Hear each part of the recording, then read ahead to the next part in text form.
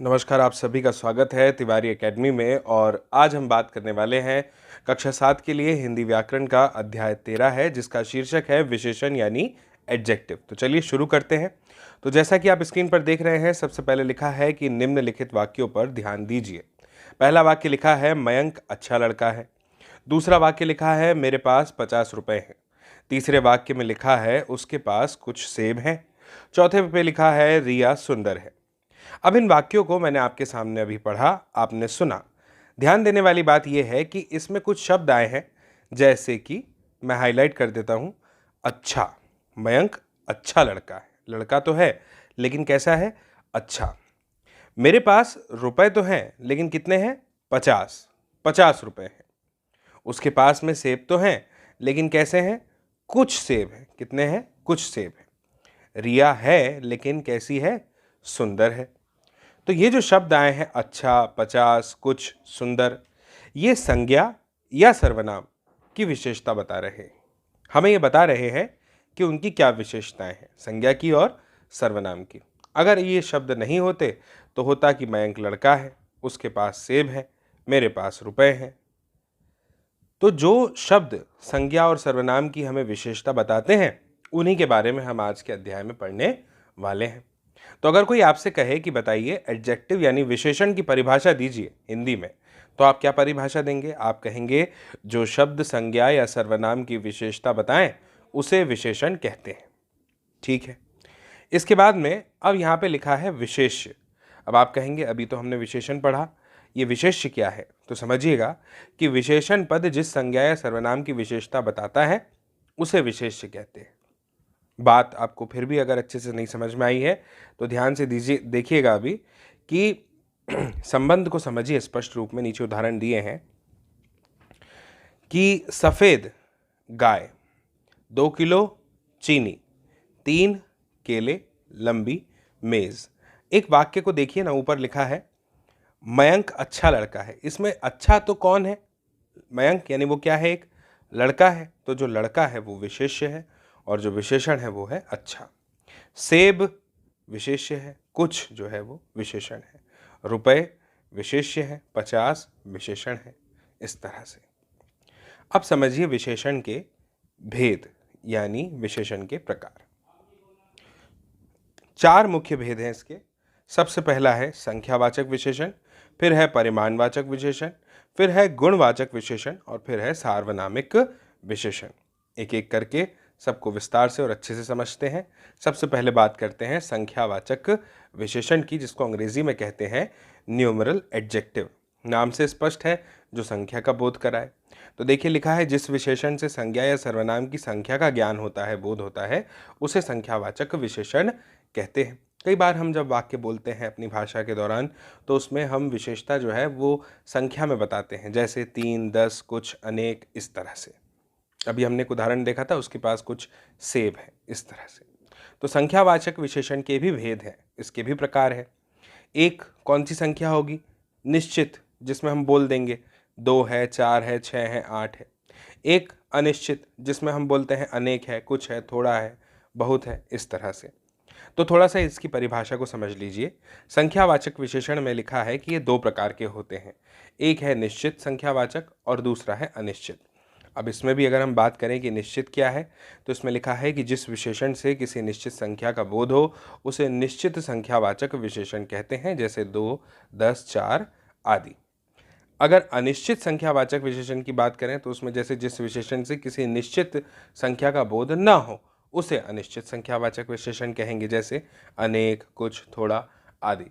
इन शब्दों से हमें यह नहीं पता चल पा रहा है कि जिस संज्ञा या सर्वनाम की हम बात कर रहे हैं उसकी संख्या कितनी है, तो इसीलिए ये अनिश्चित संख्यावाचक विशेषण कहलाते हैं। इसके बाद में जो संख्यावाचक विशेषण है उसके भेद भी समझ लिए। दूसरा है परिमाणवाचक विशेषण, जिसको आप अंग्रेजी में कहेंगे क्वांटिटेटिव एडजेक्टिव। तो अब इसमें समझिए क्या लिखा है। जिस विशेषण से किसी वस्तु की तौल, नाप या माप का ज्ञान हो उसे परिमाणवाचक विशेषण कहते हैं, जिससे नाप पता चल जाए, माप पता चल जाए। जैसे कुछ दूध, 8.25, 5 गज, इस तरह से। अब इसके भी कुछ भेद हैं, कुछ प्रकार हैं। दो प्रकार हैं, पहला है निश्चित परिमाणवाचक, दूसरा है अनिश्चित परिमाणवाचक। अब ये निश्चित परिमाणवाचक क्या है? तो समझिए कि जिस विशेषण से किसी निश्चित परिमाण का ज्ञान हो उसे निश्चित परिमाणवाचक विशेषण कहेंगे। परिमाण एकदम निश्चित रूप में पता चल जाना चाहिए। जैसे मैंने कहा कितनी ज़मीन है, तो आप कहेंगे 5 हाथ ज़मीन है। कितनी चीनी चाहिए? 2 किलो चीनी। तो ये जो 2 किलो चीनी है, 5 हाथ ज़मीन है, इसमें स्पष्ट हो जा रहा है कि जो विशेषण यहाँ पे है वो उसका जो परिमाण है वो निश्चित हो गया, 5 हाथ ज़मीन। अनिश्चित परिमाणवाचक में क्या होता है कि इसमें निश्चित परिमाण का ज्ञान नहीं हो पाता, इसे ही हम अनिश्चित परिमाणवाचक विशेषण कहते हैं। जैसे थोड़े चावल, कुछ दूध, इस तरह से। इसके बाद में परिमाणवाचक विशेषण के बाद में अब अगला है गुणवाचक विशेषण, यानी क्वालिटेटिव। तो अब ये क्वालिटेटिव एडजेक्टिव में क्या है कि जिस विशेषण से संज्ञा सर्वनाम के गुण क्या हो सकते हैं किसी के? उसका रूप, उसका रंग, उसका स्वभाव आदि, है ना। तो जिस विशेषण से संज्ञा सर्वनाम के गुण अर्थात रूप, रंग, स्वभाव आदि का ज्ञान हो उसे गुणवाचक विशेषण कहेंगे। जैसे अच्छा, पीला, दयालु, मीठा आदि। वह अमरूद बहुत मीठा है, तो यहाँ पर हमने मीठे शब्द का प्रयोग किया, ये गुणवाचक विशेषण में आएगा। इसके बाद में है सार्वनामिक विशेषण, यानी डेमोन्स्ट्रेटिव एडजेक्टिव। अब इसको समझिए कि जिस सर्वनाम का प्रयोग विशेषण के रूप में होता है उसे सार्वनामिक विशेषण कहते हैं। सर्वनाम का प्रयोग जहाँ पे विशेषण के लिए हो रहा है उसे, जैसे यह ले लो, तो यह सूरत देखो, वह अच्छा गाती है, वह लड़की अच्छा गाती है, तुम क्या करोगे, तुम लोग क्या करोगे। तो ये आपको मैं फ़र्क बता रहा है। जैसे एक वाक्य है, सर्वनाम समझ लीजिए यह ले लो, तो अब उसका विशेषण जैसे यह सूरत देखो, वह अच्छा गाती है, तो हम लिख देंगे वह लड़की अच्छा गाती है। तो लड़की की तो अच्छा गाती है, लेकिन कौन सी? वह, यानी एक विशेषता वाली बात हो गई, यहाँ पे उस लड़की की बात हो रही है ना। तुम क्या करोगे, तुम लोग क्या करोगे, इस तरह से। फिर है प्रविशेषण। अब ये क्या है? विशेषण या क्रिया विशेषण की विशेषता बताने वाले शब्दों को प्रविशेषण कहते हैं। ध्यान से समझिएगा, विशेषण की भी जो विशेषता बताएं या क्रिया विशेषण, उन्हें हम प्रविशेषण कहेंगे। जैसे वह बड़ा साहसी है, यहाँ बड़ा प्रविशेषण है, क्योंकि वह का विशेषण तो साहसी हो गया कि वह कैसा है? साहसी है, तो साहसी विशेषण हो गया। लेकिन और भी क्या विशेषता जुड़ गई कि बड़ा साहसी है, तो ये जो बड़ा शब्द है इसको आप कहेंगे कि ये प्रविशेषण है, जो विशेषण की भी क्या बता रहा है? विशेषता बता रहा है। जैसे दिल्ली प्रदूषित शहर है, तो प्रदूषित क्या हो गया? विशेषण हो गया। शहर तो है लेकिन कैसा है? प्रदूषित है। लेकिन अगर मैं कहूँ कि दिल्ली बहुत प्रदूषित क्षेत्र है या बहुत प्रदूषित शहर है, तो यहाँ पे जो बहुत हो गया वो हमारा क्या हो गया? प्रविशेषण। तुम अत्यंत मेधावी छात्रा हो। अब यहाँ पे देखिए मेधावी ही ठीक था जो विशेषण है, लेकिन अत्यंत लगा दिया, तो इससे जो अत्यंत है ये जो है क्या बन गया? यहाँ पे प्रविशेषण बन गया। अब बात करते हैं विशेषणों की तुलना की। अब देखिए कैसे होगा। जिन विशेषणों द्वारा दो या अधिक वस्तुओं या व्यक्तियों की तुलना की जाती है उन्हें तुलनात्मक विशेषण कहते हैं। यानी ऐसे विशेषण जो हमें दो या उनसे अधिक वस्तुओं और व्यक्तियों की क्या करके बता रहे हैं? तुलना। अब ऐसे जो विशेषण होते हैं इनकी 3 अवस्थाएं होती है। एक होती है मूल अवस्था, एक होती है उत्तर अवस्था और एक होती है उत्तम अवस्था। मूल अवस्था से संबंध क्या है? जैसे समझिए इस अवस्था में किसी प्रकार की तुलना नहीं होती है, बस कह दिया जाता है किसी एक के बारे में कि वह ऐसा है। जैसे उदाहरण के लिए कह देंगे राम श्रेष्ठ है, ठीक। उत्तर अवस्था क्या होगी? इसमें दो वस्तुओं, व्यक्तियों या स्थानों की तुलना होती है। जैसे राम श्रेष्ठतर है या आम अंगूर से मीठा है। यहाँ पे तुलना हो गई। आम मीठा तो है लेकिन किससे है?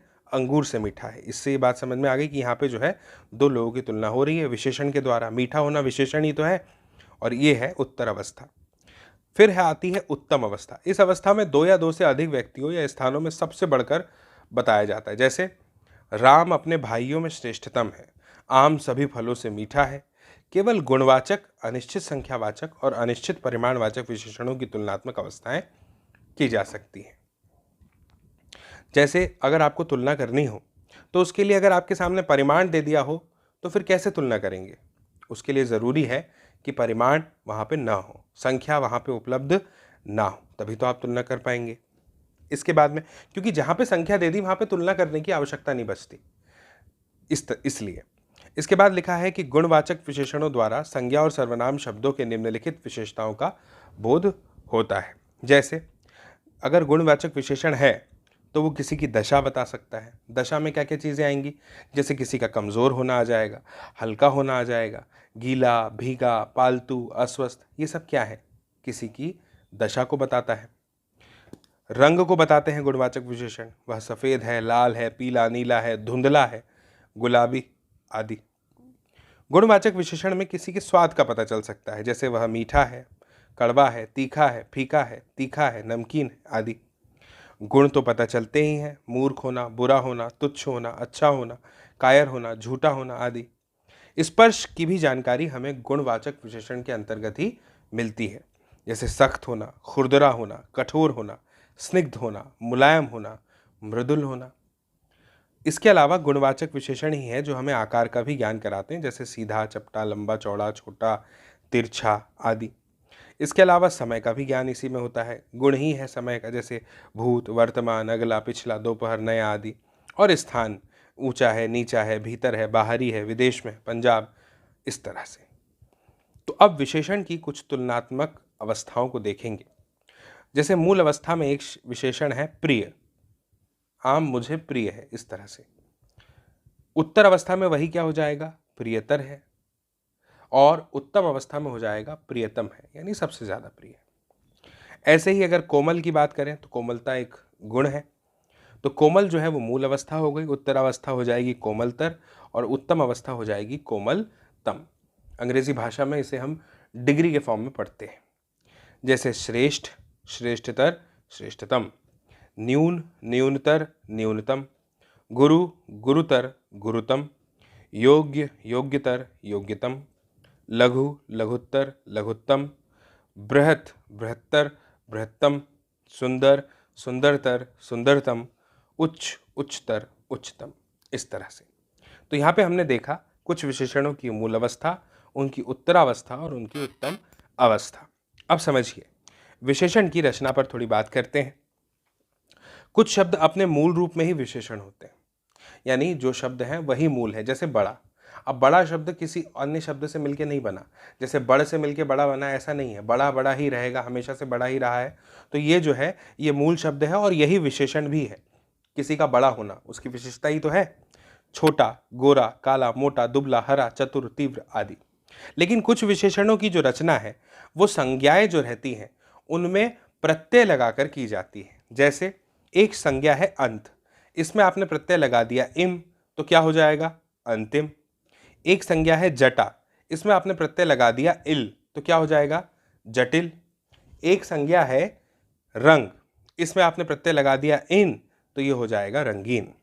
इसी तरह से कल्पना में आप इक लगा के काल्पनिक कर सकते हैं, वाच में आल लगा के वाचाल हो जाता है, सीमा में इत लगा देंगे तो सीमित हो जाएगा, पाप में ई लगा देंगे तो पापी हो जाएगा, स्मरण में ई लगा देंगे तो स्मरणीय हो जाएगा, तेजस में वी लगाया तो तेजस्वी हो गया, कुरु में अव लगाया तो कौरव हो गया, वन में अय लगाया तो वन्य हो गया, गुण में वान लगाया तो गुणवान हो गया, दुख में अंत लगा दिया तो दुखांत हो गया, पाठ में अक लगाया तो पाठक हुआ, और दया में मैं लगाया तो दयामय हुआ। तो ये सारे शब्द जो संज्ञा है इनमें प्रत्यय लगाने पर ये विशेषण का रूप ले लेते हैं।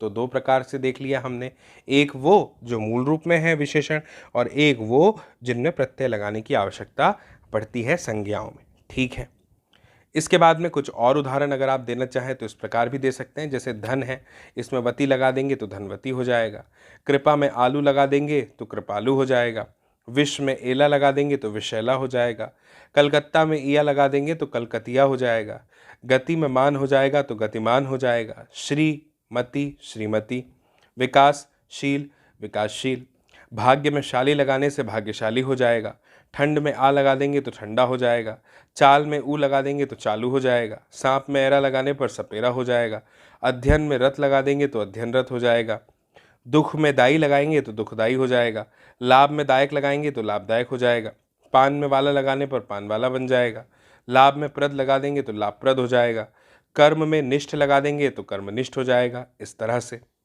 लेकिन कुछ विशेषण क्रियाएं ऐसी हैं जिनमें प्रत्यय लगाया जाता है क्रियाओं में, जैसे कि पढ़ना, अभी हमने संज्ञाओं में प्रत्यय लगाया। अब क्रिया में देखिए, जैसे पढ़ना, पढ़ना क्या है, एक क्रिया है, आप जानते हैं। अगर आप इसमें ई प्रत्यय लगा देंगे तो ये हो जाएगा पठित। ध्यान दीजिएगा, जैसे है पूजना, पूजना में अगर आप अनीय प्रत्यय लगा दें, अनीय, तो ये हो जाएगा पूजनीय। लुटना में अगर आप आ प्रत्यय लगा देंगे या लूट में तो वो हो जाएगा लुटा। पढ़ना में कु लगा देंगे तो बन जाएगा पढ़ाकू, पढ़ में। तैरना में अक हो लगा देंगे तो हो जाएगा तैराक। चाल में ऊ लगा देंगे तो हो जाएगा चालू। दिखाना में वटी जोड़कर बन जाता है दिखावटी। बढ़ना में इया लगा के हो जाएगा बढ़िया। खेलना में आड़ी लगा के हो जाएगा खिलाड़ी, यानी खेल में। लूटना में ऐरा लगा देंगे तो लुटेरा। भागना में ओढ़ा भगोड़ा। हंस में ओढ़ हंसोड़। इस तरह से कुछ विशेषण की जो रचना है वो संज्ञा से जैसे हुई, क्रिया से जैसे हुई, वैसे सर्वनाम से भी होती है। जैसे तुम से विशेषण बना तुम्हारा, जो से जैसा, वह से वैसा, यह से ऐसा, कौन से कैसा, आप से अपना। इस तरह से कुछ विशेषणों की रचना अव्यय से भी होती है। जैसे आगे से अगला बना, भीतर से भीतरी, पीछे से पिछला, नीचे से निचला, ऊपर से ऊपरी और बाहर से बाहरी। इसके बाद में कुछ विशेषणों का निर्माण उपसर्ग जोड़ के भी होता है। जैसे प्रत्यय जोड़ा था हमने, जैसे अ अगर उपसर्ग लगा दें तो इससे कई विशेषण बनते हैं, जैसे अटल है, अबोध है। इस तरह से सु उपसर्ग से भी बनते हैं, जैसे कि सुपथ, सुगम। निर से बनते हैं निर्गुण, निर्भय आदि। निस से बनेंगे निष्फल, निश्चल। दु से बनेंगे दुमंजिला, दुगुना। स उपसर्ग से बनता है सगुण, सजल। प्रसिद्ध से प्र से बनता है प्रसिद्ध, प्रख्यात। नि से बनता है निडर, निगम। दुर से बनता है दुर्लभ, दुर्गम। इस तरह से इसके बाद में कुछ बातें हैं जो हमें ध्यान रखनी चाहिए। जैसे संज्ञा सर्वनाम की विशेषता बताने वाले शब्दों को विशेषण कहते हैं, और विशेषण जिस शब्द की विशेषता बताता है उसे विशेष्य कहते हैं। तो दोनों का फर्क आपको समझ में आ गया कि विशेषण क्या है और विशेष्य क्या है। और विशेषण के 6 भेद हैं। कौन कौन से भेद हैं? सॉरी, 6 नहीं, 4 पढ़े थे हमने। एक है गुणवाचक, एक है परिमाणवाचक, एक है संख्यावाचक और एक है सार्वनामिक विशेषण। अब विशेषण की विशेषता बताने वाले शब्दों को भी हमने क्या देखा था? प्रविशेषण कहते हैं। इन अवस्थाओं का प्रयोग तुलना के लिए होता है। फिर हमने देखा कि परिमाणवाचक विशेषण के 2 भेद हैं, निश्चित परिमाणवाचक और अनिश्चित परिमाणवाचक। फिर हमने जाना कि विशेषणों की 3 अवस्थाएं हैं, मूल अवस्था, उत्तम अवस्था, उत्तरावस्था या पूर्वावस्था, मध्यावस्था और अंत्यावस्था। ऐसे भी कह सकते हैं।